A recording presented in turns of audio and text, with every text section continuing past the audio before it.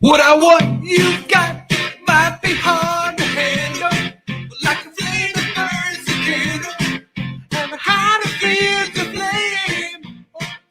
Yeah, what I got you stock of thoughts and dreams that scatter, and you pull them all together, and how can explain? Oh yeah, well you make my dreams come true. What's up, man? I didn't realize that you're actually serious. I was like, all right, cool. He's gonna sing a song, and then there you are singing a song. Guys, welcome to the Greatness Machine. I'm your host, Darius Mirshahzadeh, and boy, do we have a special guest, my main man, Samit Patel. Welcome to the show, my friend. What up, everybody? Guys, for those of you guys that are new to the Greatness Machine, we're about two things. Those are living their passions, and those are the creating greatness in the world. My main man, Samit, here is creating lots of greatness and living tons of passions. So we're going to chop it up in just a second. But Samit, do you mind if I give a little bit of background about how you and I met? Yeah, go for it. So Samit and I, we both discovered this crazy app called Clubhouse. This has been like the Clubhouse week. I had JT Fox on the show earlier this week, but Samit and I see this guy in all these rooms, and his rooms are blowing up, and I'm like, man, I want to meet that guy. So I hit him up, and we connected offline, and I said, man, I'd love to have you on my show, and here we are. But I'd love to give some of your formal background. Do you mind if I do that? Yeah, go for it.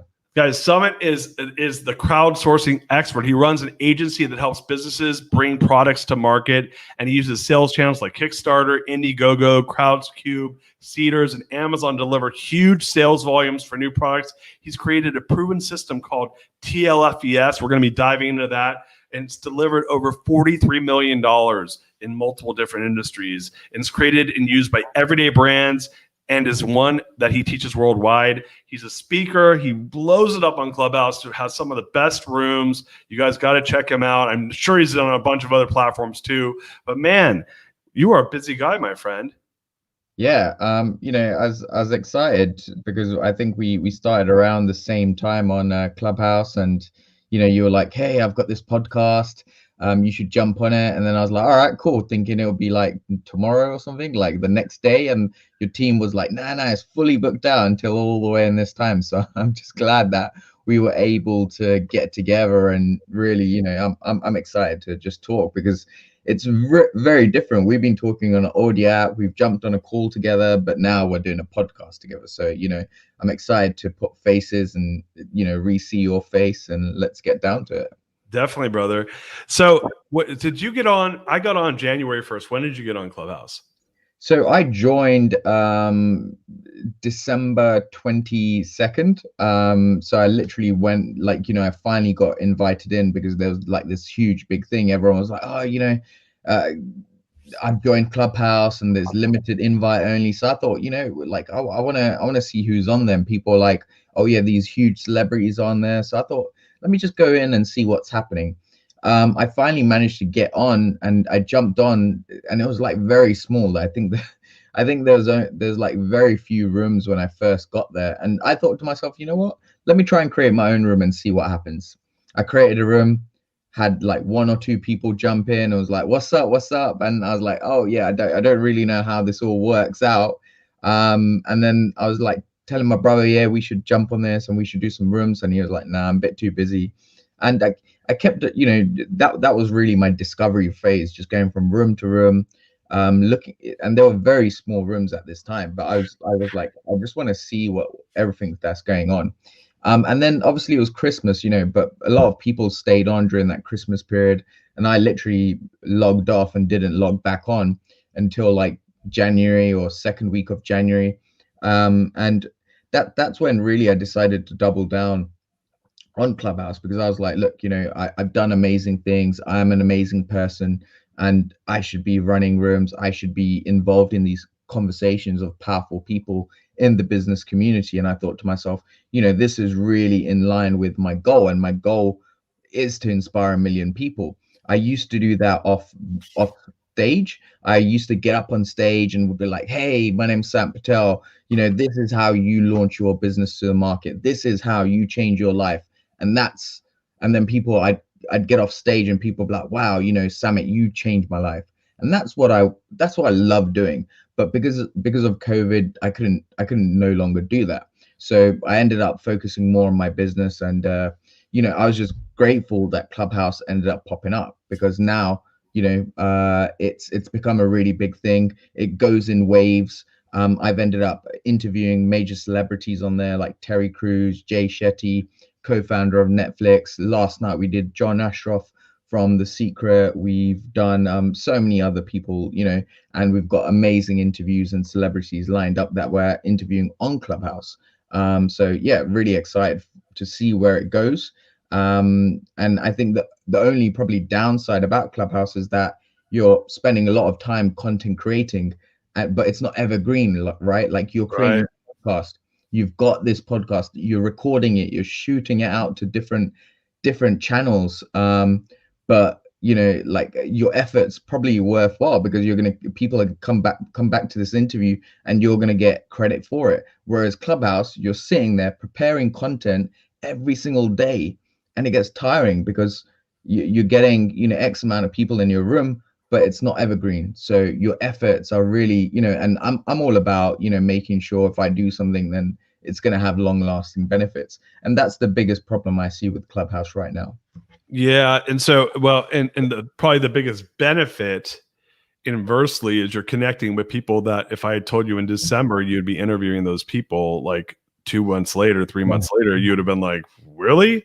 Like, I'm, you know, and there's nothing wrong with that. I mean, it's not to say that you didn't have obviously there's a reason why you are connected with them in this way, but that's what I look at it too. I agree with you that it's like, well, if I'm spending, and I'm spending less time on the app now, it's very strategic. Like I do a weekly show called Scale School. That's it's in 3 hours. We do it every Friday. And I said, okay, I'm going to do that. There's a show.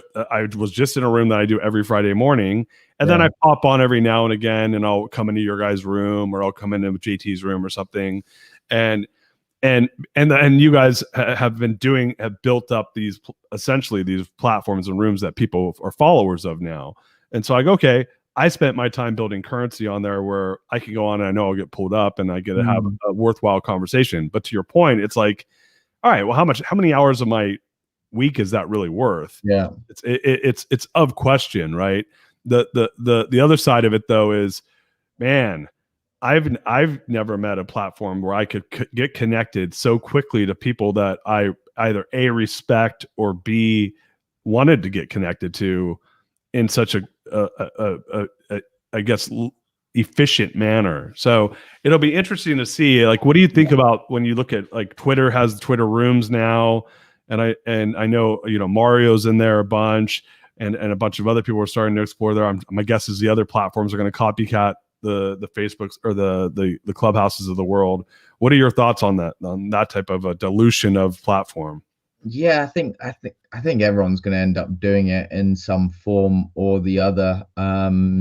Looking at it, it is going to be a numbers game, and the platforms are going to go in waves where new communities come on, bring a additional element of like, you know, like FOMO that almost kicks in. So like if you look at what Clubhouse did, they had Elon Musk jump in, that created a huge amount of FOMO.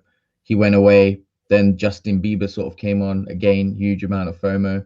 So it's going in sort of waves. And also you've got different communities that are joining it. You got to remember Clubhouse has been around since February.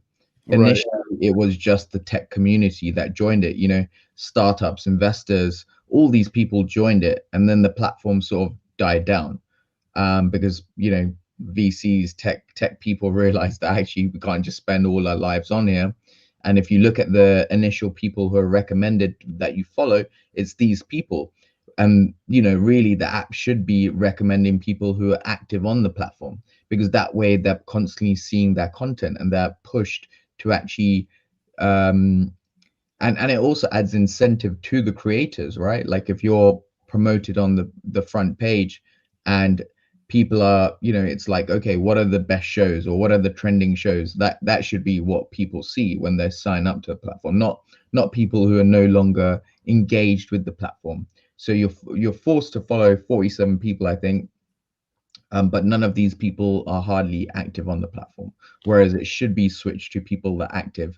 But I think Clubhouse is always going to have a place because people will continuously use it. It's just a case of how the momentum stays on, or the numbers. You know, it's a numbers game at the end of the day. You know, if Paul and Rohan are happy with you know, having million active users, 2 million active users, then whatever, you know, that's fine for them. But like I think what they're really trying to do is make sure they keep growing and make it as engaging as possible.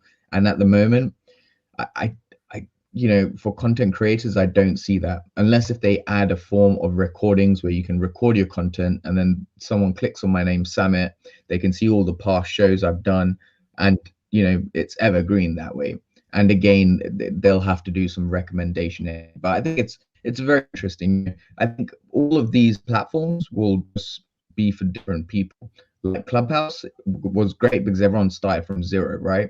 So it didn't have, hey, are you verified, or hey, you're verified on Twitter or Instagram, so you should be verified on Clubhouse. So it didn't create that you know, it didn't create the disproportionate celebrities. Everyone started off from ground level, and everyone that has managed to stand apart is through their voice. It's not a case of me being pretty and me putting out my butt or being naked to attract followers, right? People have liked me. I've built up a following of nearly 56,000 people just through the value I provide.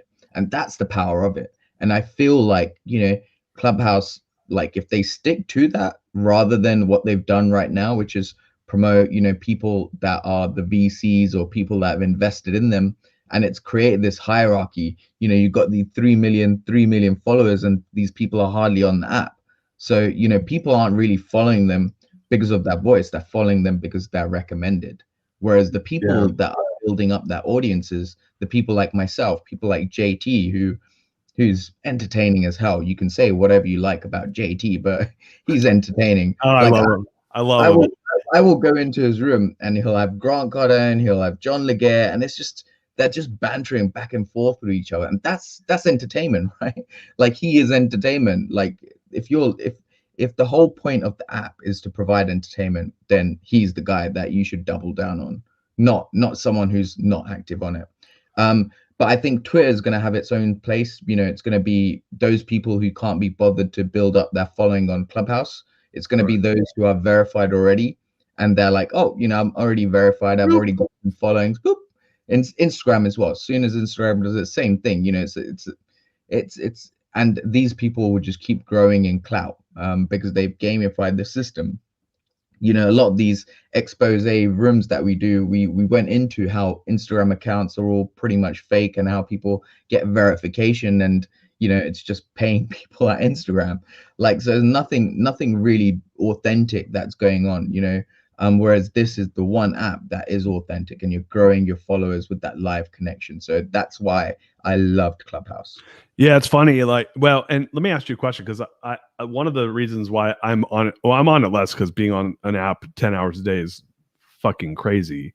Number one, but you know, like, maybe it's because people are on it less. I don't know. I was noticing before that I could pick up followers a lot easier and faster. And now it's like, not really. To your point, the algorithm's not showing me. And I think it was showing me at one point because I was getting them organically without even being, when I had sleep, I'd come back, I'd have, you know, 50 new followers, and now I'm not. And I'm like, well, what the hell? What's the point of it? You know, like, I'm not getting anything organic out of this. I go on here for like hours upon hours, like giving you know, and we've been in rooms. I'm like, you want to talk about growing a 9-figure business, or like, you know, scaling to 1,000 employees and all the problems with growing a business? I have that experience, and I'm giving away that knowledge for free, which is, you know, I don't mind it, but it's like, at the same time, I'm like, well, what's in it for me? Like, I'm gonna pick up 20 followers. Screw that. Like, I'll go hang out with my kids. Like, I'll give you a breakdown of my day yesterday, right? In the morning I ran a room. I run a daily 2-hour marketing room where I'm just going really granular in how someone can take a business from validating it to launching it to growing it. And every single day is value packed. Like what I'm teaching is in my paid 3-day seminar or my month. Like I'm giving away real value in these classes. That room got to about 200, 300 people. And there was another generic, social media room, which was doing the same old fluff that you see again and again, and people giving the incorrect information, whereas I was giving like full on value. Um, I hardly grew. I then did another room where I co-collaborated with another person, and we bought Carol Baskin from the Tiger King Netflix documentary. She does all this tiger stuff. That room got up to 1,200. I was then part of the Kevin Harrington room, Mentor to Millions. Again, that room got up to about 500-600, which was pretty low for that room. So don't know what happened. People were saying it was shadow banned. Don't know. And then I did the John Ashroff room, and that again went up to 800. For that time frame, the literal 24-hour period, I grew 280 followers for all the effort. So I was on, yesterday was a very busy day for me. I was on that app for about 8 hours. Whereas if I was spending that 8 hours in the peak time of the app, I'd be growing maybe 1,000, 2,000 people. But right now it's minuscule and you're hardly growing. So you're thinking to yourself, I don't necessarily need money like to do this, but it's like you want instant gratification, right? Like if you're delivering content and you're delivering good content, you want some sort of thing to keep you motivated to keep delivering. Like if you see a room of 200, 300 people, you're going to be, not really motivated. And these people are following us every single day anyway. So, you want to reach more people. You want more people to see your content, and you want something that's going to keep you motivated. And that's the biggest thing. Like, for all of us, it's a motivation thing. And you see all these great content creators who have dropped off the platform, who used to be on it every single day. And I see people dropping off less and less. And then I see them pop up randomly 3-4 weeks, month later. And I'm like, oh, what happened to you? Oh, yeah, just had to focus on business, Yeah, I had to go make a living. Yeah, I have to actually go back to my business. And, not everyone's able to do what I did. What I did was literally tell my team and my agency, look, I'm going to double down on Clubhouse. So you guys manage everything and you guys run it, and I'll be there for the client calls, but not as much as I used to. And they've done a tremendous job. We just finished a campaign that did incredible amounts. It raised nearly $1 million, but it raised £500,000 within 5 hours. Like, wow. That's when we launched it, right? And then it raised so much money that the client was like, oh, we didn't plan for this in production. Like they were expecting a much lower raise, and we were like, no, we're gonna like, whenever we do projects, we try and blow them out of the park. And that was it forced Kickstarter to crash. That's how much many people were flooding to it. So it was a crazy launch that we did. So yeah, let's switch gears a little bit. So you've been in the crowdsourcing space or crowdfunding space, excuse me. How long have you been in that space for? I've been in there since 2015, and the journey really came as a whole accident, right? Like at 2015, I was 28 years old. I was literally, I was trying to be a businessman. I was trying to be an entrepreneur. Since I graduated university, I was running a business when I was 18.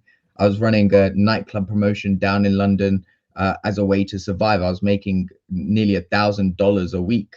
So as an 18-year-old, you're like, wow, and that's what got me through university. But it also came with a lifestyle.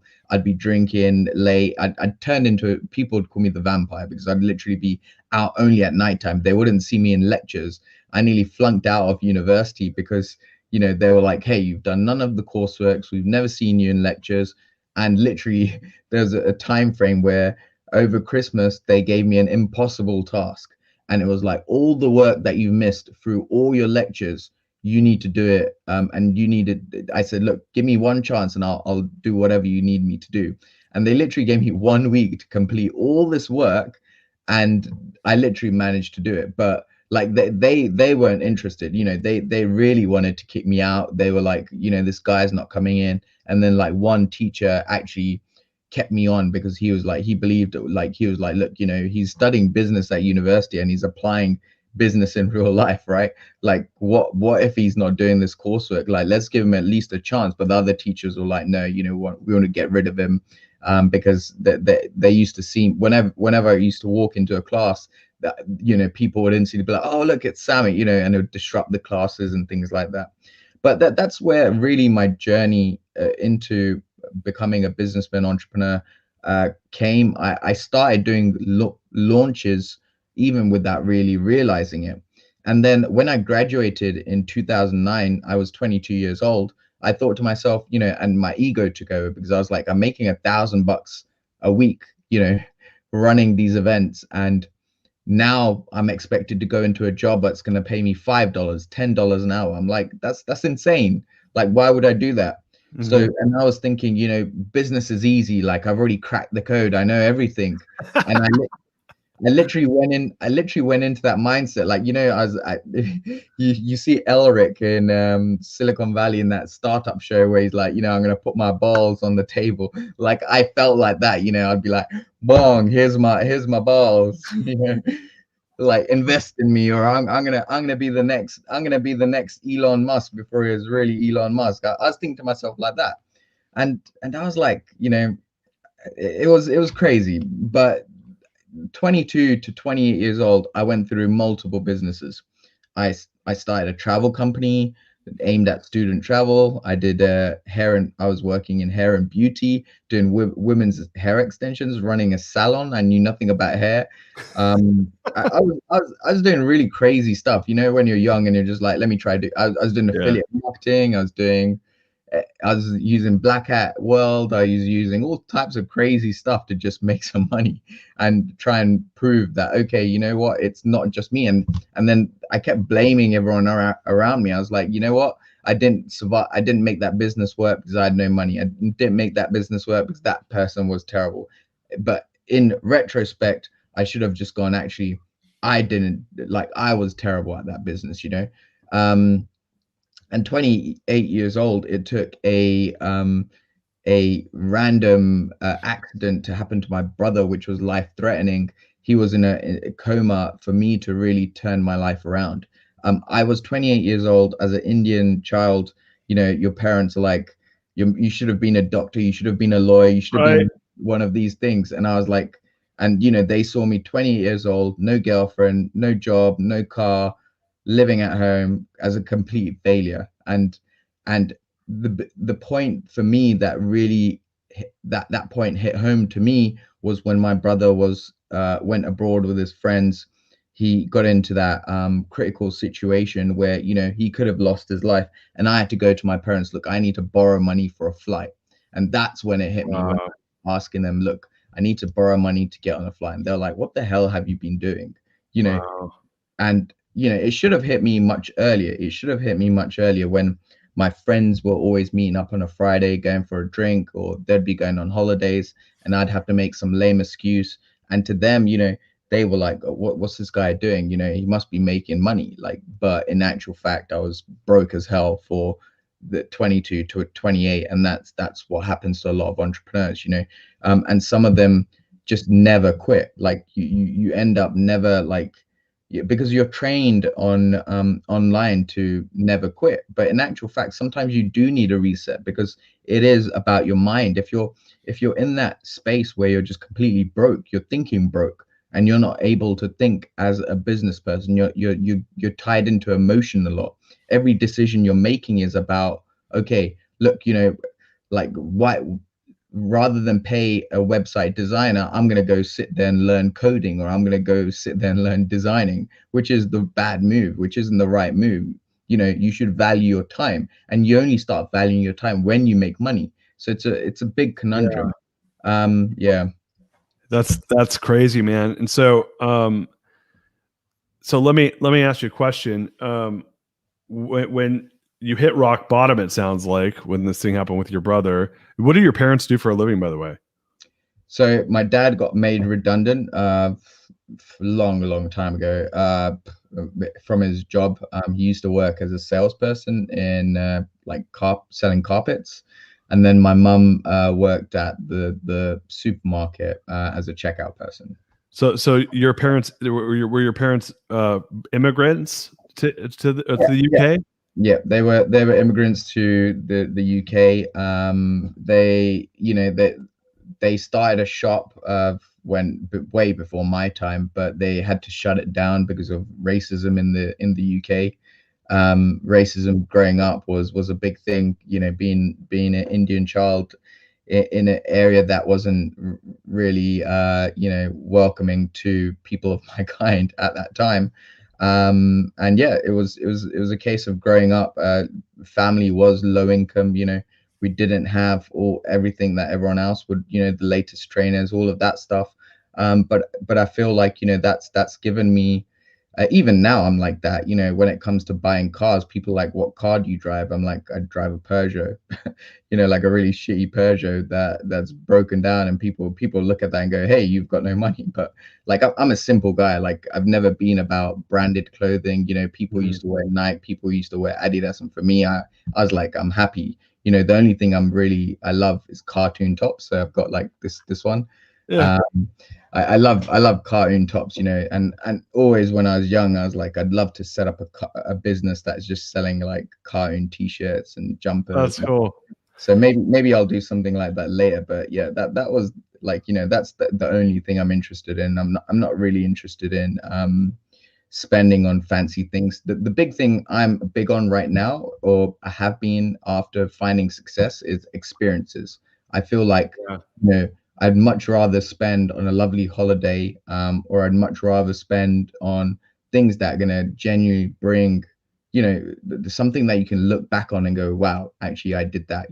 Like, think about it this way: you're never gonna have a story about a piece of clothing or you like taking your family on a lovely holiday that you can talk about for weeks on end. It's something that some experiences like that, or taking them to a concert, which you can go, hey, do you remember that time we went to that concert? These are memories you're creating, and I'd much rather pay over the odds for things like that than clothing. Yeah, well, it's because in any experience, I think it's because experiences are usually new and fresh, right? Especially if they're unique experiences, and you can pay for that with a good. The problem with it is if you're owning the good. So I'll use an example. When I was 26, I bought a Mercedes SL 500, right? and I was driving a Honda Accord before that. Yeah. So I was driving a Honda, and I made a bunch of money, and I bought this. It was used, but it had like 3,000 miles on it, and the retail on it was like $130,000, right? Ooh. And I paid cash for it. I didn't even finance it. Yeah. And so the car, listen, I'll tell you, the experience, the first driving that car was amazing. But if someone said, hey, I'll let you enjoy that experience, it's going to cost you, I think I paid 80 grand for the car. It's going to cost you $80,000 for this car, for that experience. I'd say, like, fuck no, I'm not paying 80 grand for that experience. But the funny thing is that was the best part of owning the car, was that first maybe 6 months I owned it. And then after that, it became the norm. Oh, I drive this car. It wasn't new. It wasn't a new experience. I mean, listen, it's a beautiful car and it's really nice to drive, but it just became the norm. And I ended up selling the car in 2011 for $20,000, right? It only had 35,000 miles on it. And I said, oh, I'll never do that again. I said, I never did. I drive Volvo now, right? I have a friend who has a really nice car, and then he was complaining about there was like a little scratch on the underside of it. And I was like, you know what? I don't want to sit there worrying about things like that. I'm sure at one point or another I will get into cars, but I passed my like driving very late on. I literally passed my driving test a week before my 30th. So I'm very new to driving as well. Like most men are into cars, right? Most men are like, oh, I love this car, blah, blah, blah. And I'm like, I don't know, like, you know, you just said Mercedes SL, whatever you said. Like, I know Mercedes, that's about it. Like, I wouldn't know anything else. Like, oh, Mercedes, BMW, okay, maybe Audi, maybe expensive, right? Like, that's all I know. Like, I know Peugeot, oh, probably lower end. Like that's all I know. Yeah. Now, well, it's funny. You just said something that was really important. It was, I learned that too, was the first scratch I got on that car. It was like someone got a knife and cut me. Like, it hurt. I was like, oh, like, look at that. Like, the car's not perfect anymore. Right. And then I got a second scratch, and that hurt, but not as much. And then by the time I got like 10 scratches, I was like, oh, whatever, you know? Yeah. So you start to think about that type of stuff, like everything, like there's this is kind of a crude statement, but you show, and I'm going to change it from the way it's originally said, but it's, you show me the hottest person in the world, and also show you someone that's tired of fucking them, right? And so I love that. I love that, man. You know what? But it's problems that you experience like over time. Like, if you got $1 billion in your pocket right now, then you'd say that's fuck you money, right? Like, and that's the stage you got to get to. Maybe if you got $1 billion, maybe 140,000 car is nothing. Like, it's, you know, it's literally like spending £10. Like, you know, before I would spend £10 and I'd be like, oh my God, so much money. But now I'm like, you know, maybe 100, maybe 200, maybe 500, maybe $1,000. Like, but like, you know, it's like 140,000 is it's your value of money changes. And I think that's right. That's the level that I'm trying to get to maybe in the future, where it's like I can get fuck you and literally be like, you know, like that scene from Wolf of Wall Street where he's just like throwing the money around. Like, but you know, even then I think I'm very well grounded, and I'd never get to that level of just extreme. Like, I'd still be a guy that buys his, you know, standard clothes. And you know, Mark Zuckerberg, if you look at him, he's always got the standard outfit that he's got. And I love that, you know, and most people, you know, I was watching a documentary with Bill Gates, and he just had a jumper and he just looked very ordinary. You know, if you didn't know who Bill Gates is, you wouldn't even know who he is, based on what he was wearing. Yeah, no, you know, it's funny. I had a conversation yesterday. I have a friend, and he's running a VC funded startup they're really well. They're going to probably become a unicorn. And we were just chatting about this specific topic. And what he said is like, look, like there's two mindsets. There's this mindset around how much do you have, and what are you worth, and what are you going to buy with it? And then there's the other side of it, which is the people that keep score. It's because they haven't figured out why they're here, right? And that feeds their ego, and it's the monkey brain saying, "Oh, you need more, you got to have more." But the part of your brain that controls decision making, the reptilian brain, doesn't give a fuck about any of that stuff, right? That part's like, I want to be fulfilled. You know, Maslow has a thing. Maslow was a famous psychologist, and he said, you know, at the bottom of the pyramid of human needs is survival, right? Do I get enough food? Do I have somewhere to sleep? Above that, success.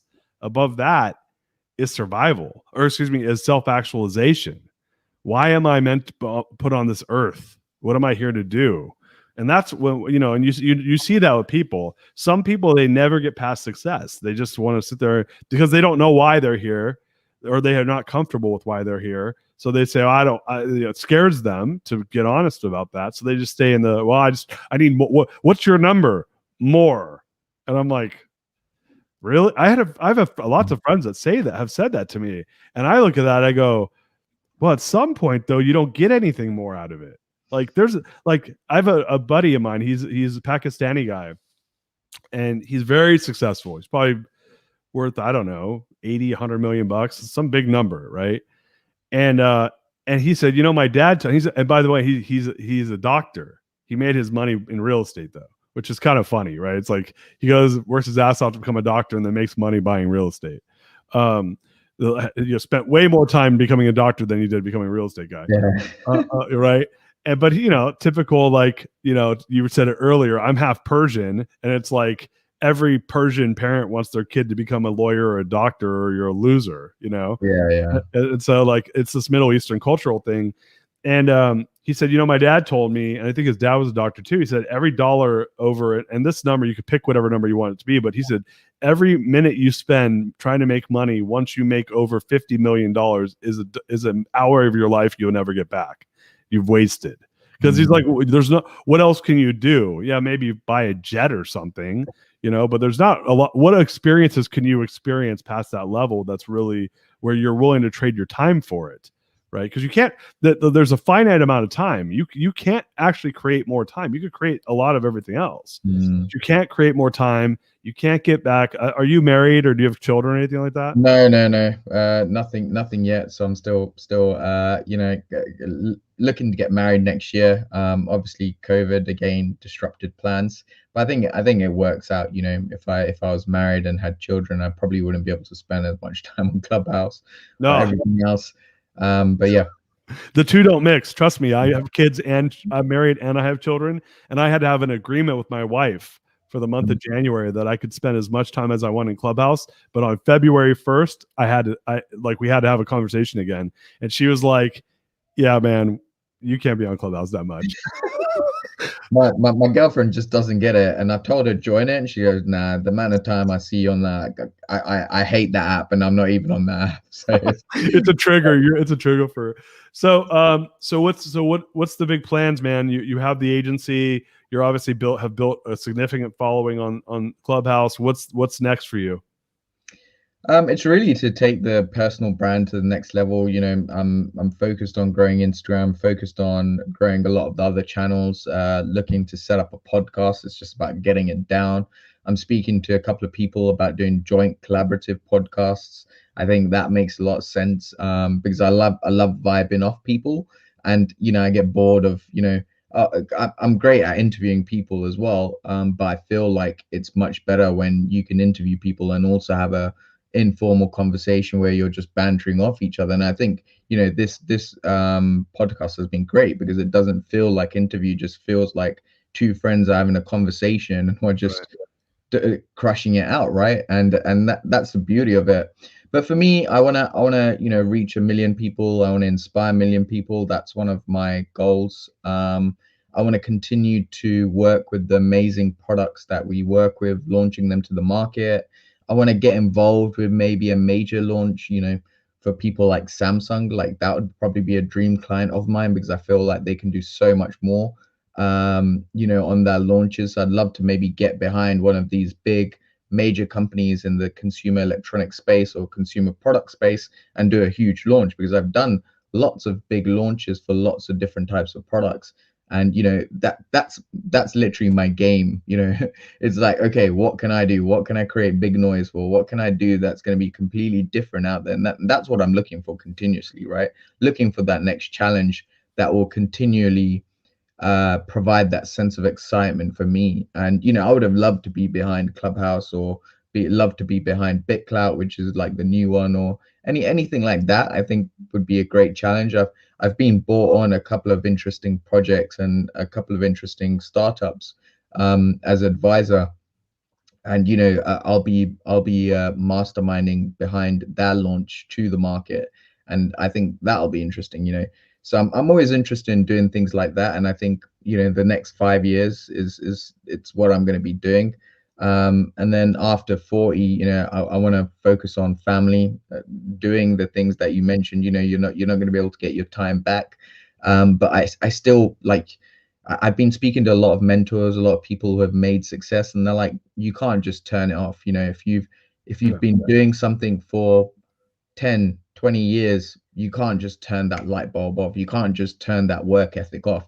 You can't just go and lay on a beach, you know. And I used to say this, people be like, oh, what do you want to do? And I'll be like, yeah, I want to go lay on a beach. No. And then they're like, no, that's not going to happen, because you get bored senseless, right? It's like, why do people that come back from war, you know, end up having suicides and things like that? Because they've got used to so much being regimented and being in that process that, you know, they know nothing else. So you want to keep going, even if it's not as the 1,000 miles per hour that you're going at. You know, you can cut it down. But yeah, I think, you know, coaching or being a mentor to lots of different startups and advisors, I think that's probably the way to go. Yeah. Yeah. So I'll tell you, I'm a little bit older than you. So you're 33. Yeah, 33. Yeah. All right. I turned 43 next month. Okay. So I have 10 years on you. And Yeah. we both started off in the nightclub business when we were teenagers. So I have 10 years on you. I have a family. I just exited my last company, so I don't have like, I'm not like fuck you money situation, but I'm definitely in a situation where I kind of do whatever the hell I want, right? Which is why I sing to people on my show.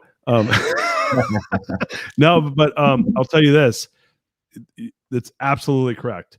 It's the thing that drives you to want to build businesses is not money. The money is a measuring stick that helps you, that creates freedom. For some people, maybe it is money, but I don't get the sense that that's completely the truth for you. I think at a certain number, and you probably have already experienced it, you're like, oh, it didn't feel as good as the first 10 grand, right? The first 10 grand is the sweetest 10 grand you ever make, right? Yeah.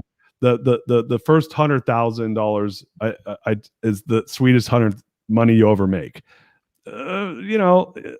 If you've made it, the first million's pretty cool too. But I will tell you, like in my experience, after that, then it's a question of how much safety you want, how much freedom you want, and then you hit a point where you're like, well, technically, I'm at a point really, I don't have to work anymore, right? Yeah. And I'll tell you this, I heard this quote that said, that was by Joe Rogan. He said, "You show me someone sitting on a beach eating grapes, and I'll show you someone that's bored out of their fucking mind." Right? Like that's cool for like 10 minutes. Yeah, yeah. Like literally, like if I was getting fed grapes for 20 minutes, I'd be like, I'm done. Right? Like there's a reason why people don't get 3-hour massages. Boring as well, isn't it? Yeah, because all that stuff doesn't feed your urge, which your urge is to go build. Right. But there's only so much you can do. Sometimes I'm just like, you know what, I'm gonna just chill out this weekend, and I go on a binge fest through Netflix, and then after just binging on all them episodes, I just feel brain dead, and I'm like, I'm really bored now. Like, and then I get an urge to, or I'm thinking about some other business idea. It's weird. You can't really click it off. Like I'm constantly thinking about things I want to do, constantly getting ideas. And I'm like, yeah, this should be a good idea. I think most of the time it's telling my brain, actually, no, we're not going to go with that idea. Oh yeah. Otherwise, you'll have 10, 15 different ideas on the go. And I did that very early on and ended up losing a lot of money as well. When I found success, I was like, hey, I've now found success again. I cracked the code. This was after, like, I think this was like a couple of years ago, where I was like, yes, I found the success. I'm making good amount of money. Let me try to do everything else. Like, I'm going to create a SaaS business. I'm going to create a drop shipping. I'm going to do all this. And I ended up just, I built a SaaS business, or, I didn't build it, but I got into a partnership with another guy who was really, really smart. And it was the whole concept was building a landing page using AI for anyone that wants to launch a business, so you'd just say, hey, look, I'm launching a new t-shirt business, and it would populate the whole thing using what type of colors you want to use, or what sort of vibe you want to give off. It would build it all out. It also have AI in terms of, your headline, your subheadline, your copy, all of that would be used, and the way it'd be structured is all using AI. So we started building that. It was obviously a side hustle for him. But at the end of it, we realized actually, like, is this really going to move the needle for us, or is it just going to be one of those things that bring us an extra grand, $2,000, something small like that every month, right? And we were like, yeah, probably, but we're looking for the big, again, we're looking for a bigger thing than that. So yeah, and then obviously he lost motivation as well. He wanted to focus on building like a deal flow for VCs, because he felt like that was the next move. But I've done a lot of different things, and you sort of learn every time you do something. You're like, okay, probably not the right time for this. Yeah, and I think you just made I was just on a room in Clubhouse, and we were talking about this specific topic, which is, the champion's mindset is around showing restraint, and what I said, and you just kind of hit the nail on the head, because, man, dude, if I told you my successes came in three businesses and I've launched 20, like 20 legitimate businesses, like with corporations that I spent a bunch of time on. Some of them I spent months on, some of them I spent years on, and tons of money. And all three successes could be rolled up. And this is over a 20-year period. The momentum that created the biggest success was over like 36 months of those 20 years, right? And those 36 months mushroomed into bigger things, right? But there was a lot of wasted time. And I did the same thing you did, where in the last one, when we got really big, I'm going to admit something right now that I haven't admitted on the show before. Dude, we started a SaaS company that spent tens of millions of dollars building software. We started an ad agency. We started a real estate company. We started a marketing company in Cyprus. And the best one was when we bought a fucking soccer team, a football club in Europe. What soccer team? It's called Ammonia. It's the number one football club in Cyprus.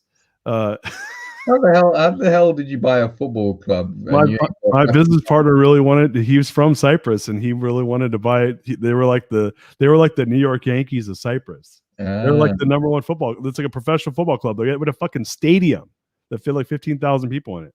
Yeah, and so I exited that business, but I will tell you, hey, Summit, ask me if I'll ever buy a football club again. Will you buy a football club? No, fuck no. I think there's a football team that I support, Tottenham Hotspur, and Sir Alan Sugar, or Alan Sugar is known as the time. He's a famous entrepreneur in the UK, and he bought a football club, and he was like, probably one of the stupidest things I've ever done. Yeah. Thinking that I could, get a football club and turn it into a mega machine, and he was just like, you can't, like, and he was passionate about it, but he was like, it's just the business side of it is beyond. What did you realize on after, because every entrepreneur does this, or I hope every entrepreneur does this, where when they fail a business, they go to themselves, why did I fail? Well, my business partners still own, my ex-business partners still own the football club. So, mine was, my biggest, like he had his reasons for wanting to buy it, and whether he regrets it or not, that's his business. But, my gut told me that it was going to require a lot more cash than what we had quote unquote anticipated early on. And I didn't speak up because I didn't want to like shoot down his dreams. I didn't want to be the negative voice in the room. Yeah. And it was real money. This was a big club. And it had been in trouble, and it was kind of buying a distressed asset essentially. And we had just had such a good run that I was like, man, I don't want to be the negative voice, but my brain was like, are you out of your fucking mind? This is a terrible idea. And I just didn't say anything. I was like, I don't want to be the one, because everyone else was like fired up because they thought it was a cool idea. And I was like, I think this is the worst idea. Yeah. And I didn't say it. So I should have just quietly bowed out and been like, no, this isn't my deal. You didn't even put up a fight and say, look, are we sure about this idea? Because I think X, Y, and Z is just not, I don't see where the money is going to come in, or. It's a long story and a long conversation, but it was, some of it was my podcast when I decided to launch one. Yeah, some of it was the dynamics of my partnership where I just didn't want to, like, I was always pretty negative on stuff, and I just was like, all right, I'm just not going to be negative for once, even if I'm wrong. It's going to cost me like 7 figures from my side, and I'm like, it is what it is. But I mean, this is a 9-figure business, right? So it's a big business. So yeah, it's real money. But I was like, I was just tired of being the negative guy in the room. So I think the lesson learned was, the real lesson was, like, if you don't want to be in a deal, don't be in a deal, and or have completely the exact same of investment alignment with your partners. Like we weren't aligned on this investment, obviously, and but I didn't speak up, and you know, like people are allowed to invest in whatever they want to invest in, you know. Yeah. I Like, think that's a big thing, you know, knowing your business partners, because I've had business partners and they've ended up running off with businesses, or you know, just being terrible fits. And that's another thing that you learn through life experience of actually getting into bed with these business partners. Business partners is a very difficult thing, but what I've learned now is, you know, getting or the partnerships that are working for me is identifying where my weaknesses are. I'm more of an ideas guy. I'm more of a, you know, the execution side of things, but I'm not really the productive guy. I'm not really, you know, don't listen to reason. I'm probably what your business partner might have been, but you know, I listen to the other business partner who's maybe like you, where he's like, actually, do you think this is going to work? Do you think we've done the financials? Are you sure? Like, and that's what I love about the business partners that I've got, and that's the type of person I get with. I'm the go-getter. I'm the person that will be shouting from the rooftop. I'm the salesperson. Whereas, right. you know, they're more organized. They're efficient people. They'll set up an Excel and they'll have multiple tabs. I'll know nothing going on in there, but you know, they know the financials. They know exactly every penny coming in, and they know, okay, you know, they're the person that overanalyzes, and that's, you know, and that's what I found works for me, I think. Yeah, you know what? You just made me realize what I learned, and this is because since then I realized that so we had built or bought 7 companies under this holding company, and the only one that was really successful that we actually made a great ROI on was the first company we'd already built. And some of them, those trades might still work out. I'm not in any of them anymore except one, so we'll see. What was the one? What was the business? It was a mortgage servicing, and in the United States we have non-depository banks, so it was a bank that it's not non-depository, that we built from the ground up. But the one thing I learned, because when I was there, was I was like, man, I've only invested in my own businesses. I've never been successful in investing in other businesses. Was I need to build an investment thesis and philosophy around how I make bets on other businesses. And I realized for me, unless there's a clear strategy on how I'm going to get my money back, then it's just speculation. And my appetite for speculative betting is super low. And this was a pretty speculative bet. And what my realization, the lesson learned was, I don't like making speculative bets. It's not who I am. I'm not a gambler at all by nature. Maybe I'll take 1% of my net worth and make speculative bets with that. But this was significantly more than 1% of my net worth at that time. And so to make a that big of a bet with 1% with too much of my net worth means that I don't have an actual discipline or philosophy around how I invest. And so my lesson I learned that I'm working on now is because I had an exit and I had to figure this shit out, was I need to have a discipline around how I invest, and it needs to work for me. And that was me not, you know, just going with the flow because I didn't want to be the one negative guy, not saying, hey guys, sorry, like it's a great idea. I wish you the best of luck, but it doesn't work for my investment philosophy, so I'm not in. Right? That would have been I could have had that conversation, but I chose not to. And like I said, like they're still in the trade. It might be the best fucking idea in the world, but it doesn't work with my investment philosophy. And I didn't like it the whole way through. And I got out, and it didn't work out that well for me the way I got out. But as far as like it being a good investment for that particular trade, and the reason was because it wasn't aligned with my investment philosophy. So that's what I actually learned out. I appreciate the question. Yeah.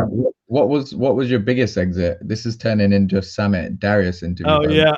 Well, but I like it because I get to know you as well at the same time, right? Yeah, you know, my biggest exit was the company that I just exited. And I actually have a confidentiality agreement, so I'm not allowed to talk numbers. What industry was it in? Mortgage lending. Mortgage lending. So yeah, so it was the mortgage lending company. So, but we own, like I said, 7 companies. So my exit was I got bought out of all of them. I sold it to my business partners, and I was the CEO of the company. And there was 4 partners, and me and one of the other partners, we got exited. Nice. And they're still doing well, and they're my friends. I love them, but it wasn't right for me anymore. Nice. Man, listen, I want to keep talking, but I have a hard stop here. And why don't we let everyone know where they can find you? And I want to tell you something off the air, so stick around because I want to talk to you off air for a second. But where can people find you, Samit? You can find me through my website, samitpatel.net. You can find me on Instagram. I am Samit Patel. Twitter, same handle. I am Samit Patel. Clubhouse, same handle. I am Samit Patel. And if you want to work with my agency, if you want some marketing help, if you want help with launching new products or SaaS businesses or anything, or even if you're Samsung or know someone at Samsung, feel free to drop me a line on my email address, samit@samitpatel.net. And yeah, that's me. Hopefully you enjoy this interview. Cool, guys. Well, thank you, Samit. So much fun, man. I'm so glad we got to connect on this, and man, what a great conversation. And I'm really excited. You guys check out Samit's website. We're going to put that in the show notes. And yeah, if you get the opportunity, go on Clubhouse and jump into one of his rooms and listen. He always runs the best rooms. I love being in his rooms and hanging out with him. But yeah, you guys check out Samit. Check out all the different websites that we'll put in the show notes. And I think I might have a connection for you at Samsung. So let me go through my Rolodex. With that said, guys, had a great week of shows here. We got a great week coming up next week. Everyone have a great weekend. Peace out. We love you.